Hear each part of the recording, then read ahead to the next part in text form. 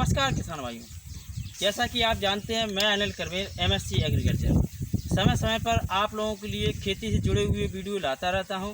तो किसान भाइयों, आज का हमारा एक और नया वीडियो है जो कि खेत में धान की फसल है। और धान की फसल में बालियां जब निकलती हैं तो बालियों का जो कलर रहता है सफ़ेद और काला, यानी कि आज का हमारा वीडियो है कि धान की बालियां सफ़ेद और काली क्यों पड़ जाती हैं। तो किसान भाइयों, आप देख सकते हैं यह हमारा धान का खेत है और हम धान के खेत में खड़े हुए हैं। तो धान के खेत में सफ़ेद और काले रंग की जो बालियां निकलती हैं तो इनका मुख्य कारण क्या रहता है कि किसान भाइयों, हमें धान की समय समय पर देख रेख करनी होती है, क्योंकि इस पर एक अटैक आता है जिसे कहते हैं तना छेदक। जो तना छेदक यानी कि धान की जब बालियां निकलती हैं, इसका अटैक आप देखेंगे अगस्त से अक्टूबर के माह में अधिक पड़ता है। तो जब गवोट पे धान रहती है तब इसका अटैक अधिक मात्रा में देखा जाता है। और ऐसा नहीं है कि यह गवोट पे ही आता है, पहले भी इसका प्रकोप आता है धान की फसल में। क्योंकि अगर हम इसमें यूरिया की मात्रा अधिक दे देते हैं तो यूरिया की मात्रा अधिक डालने से अधिकतर इसका अटैक ज़्यादा आता है। तो किसान भाइयों, आप देखेंगे कि यह धान की फसल है और यानी कि धान की बाल निकलना स्टार्ट हो चुकी हैं।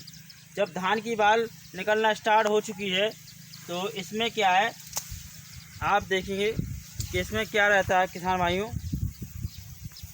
कि जब यह धान की बाल निकल रही है तो हमें यह चेक करना होता है कि इसमें तना छेदक यानी कि तना छेदक का प्रकोप तो नहीं है। तो आप देखेंगे कि यह जो धान की बाली निकली हुई है तो इसमें से जो सफ़ेद हम आपको दिखा रहे हैं, जो सफ़ेद बालियां पड़ रही हैं, जिसे खाली कहते हैं, फांपी भी बोलते हैं, यानी सफ़ेद बाली बोलते हैं। सीधा सीधा है कि जो आप देखेंगे कि यह सफ़ेद बालियां हो रही हैं सफ़ेद। तबकि आप देखेंगे कि अभी सिर्फ एक आधी बाल पूरे खेत में निकलना स्टार्ट हो रही है, फिर भी इसमें और इसी कारण काली भी पड़ जाती हैं बालियां। आप देखेंगे कि तना छेदक का अटैक कैसे पता चलेगा कि हमारे खेत में तना छेदक का अटैक आ चुका है। तो आपके खेत में अगर सफ़ेद पीले रंग की या सफ़ेद रंग की तितलियां दिख रही हों तो आप समझ लेना कि आपके खेत में इसका तना छेदक का अटैक आ चुका है। अब हम आपको दिखाने जा रहे हैं जो सुंडियां हैं जो आपकी धान की फसल को नष्ट करती हैं। तो आप देखेंगे कि यह हमें ऐसे पता चल जाता है। यह है सुंडी, देखिए आपको हम दिखा रहे हैं कि यह सुंडी लगी हुई है धान के पत्ते में, जो कि आप देखिए यह सुंडी जो लगी हुई है जो कि आपके तने को खा जाएगी और बालियां सफ़ेद काली पड़ना स्टार्ट हो जाएंगी और अंडे छोड़ती चली जाती है, खाती जाती है, अंडे छोड़ती जाती है। इनसे बचने के लिए जो हम आपको दवा बताने जा रहे हैं, आप इनका स्प्रे करिए। और हमें सिर्फ 2 ही स्प्रे करने होते हैं और हमारी पूरी धान की फसल पककर तैयार हो जाती है। तो पहला स्प्रे, जब हमारी धान की फसल में 2 से 3% बालियाँ निकलने लगें तो हमें एक पेस्टिसाइड ले लेना चाहिए, लैम्डा, जो कि 5EC आता है। इसके साथ हमें एक फंगिसाइड मिला लेते हैं, हेक्साकोनाजोल CS 5%, जो कि फंगिसाइड है। इन दोनों को मिला करके हम स्प्रे कर देते हैं।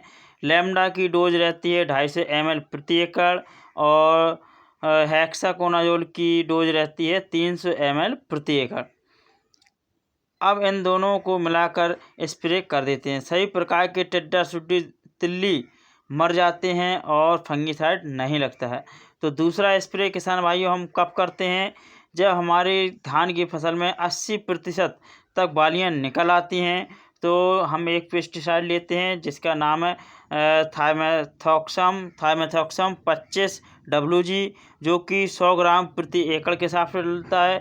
इसके साथ हम एक फंगिसाइड मिला लेते हैं जो कि 250 ml प्रति एकड़ मिलता है, जिस फंगिसाइड का नाम है प्रोपिकोनाजोल 25EC। किसान भाइयों, जब हम इसका स्प्रे करते हैं तो हमें सुबह नहीं करना है, जब हमारी ओस छट जाए तो हमें दोपहर के बाद ही स्प्रे करना होता है। इसके स्प्रे करने से हमारी धान की बालियां काली और सफ़ेद नहीं पड़ती हैं, दाने चमकीले और मोटे आते हैं। तो किसान भाइयों, अगर आपको हमारा यह वीडियो अच्छा लगा हो तो प्लीज़ इसे लाइक करें, शेयर करें, कमेंट करें। नमस्कार किसान भाइयों।